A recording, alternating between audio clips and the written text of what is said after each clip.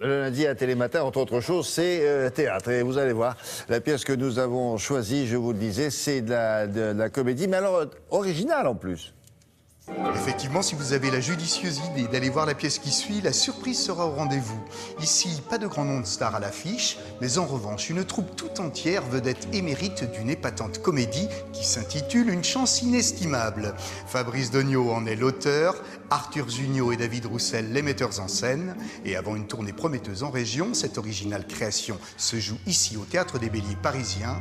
Et croyez-moi, vous allez voir que l'histoire quelque peu décalée en est des plus insolites. Laissez-moi, faut s'expliquer. Oh, j'entends ces bruits. Tu me regardes là et tu te dis,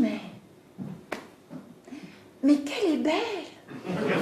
Un jeune homme décide de mettre fin à ses jours et au moment où il va se pendre, le temps s'arrête et trois anciens suicidés, Adolf Hitler, Cléopâtre et Gérard de Nerval, vont venir pour essayer de le convaincre de ne pas se donner la mort.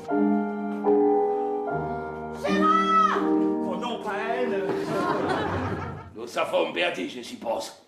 Ah oui, et bien perdu en plus. Après la guerre, l'Allemagne a été divisée en deux.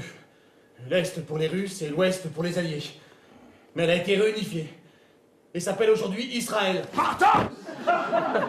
Le jeune homme qui veut se suicider voit débarquer Adolf Hitler. Il veut absolument pas communiquer avec lui. Cléopâtre va arriver, mais elle ne sait pas qui est Adolf Hitler, donc elle le méprise complètement. Guillaume, qui interprète Gérard de Nerval, lui, est complètement dans la lune et va dire n'importe quoi. C'est pas très aimable de me couper la parole. Mais la question c'était si c'était pour ou contre? Pour! Peut-être. Pendant 1h30, le quatuor Bouchette, Bouzik, Dognaud et Montoya se faufile avec aisance entre histoire, humour, absurde et anachronisme, faisant ainsi de cette hallucinante réflexion-fiction un salvateur moment d'expression. Ça vous demande avec la moustache! Oh là là. Et le reste! Il y a une ambiance. Ça fait rire de choses qui sont censées être graves et au-delà de la réflexion, il y a une vraie prise de position de chacun des personnages et puis aussi il y a quelque chose d'historique qui raconte pourquoi ils sont suicidés, pourquoi eux en sont arrivés là, est-ce qu'ils regrettent et puis la vraie question c'est qu'est-ce qui se passe le jour où Cléopâtre et Hitler se rencontrent. Tout d'abord, qu'est-ce que l'existence? Ouh, ça va être chiant.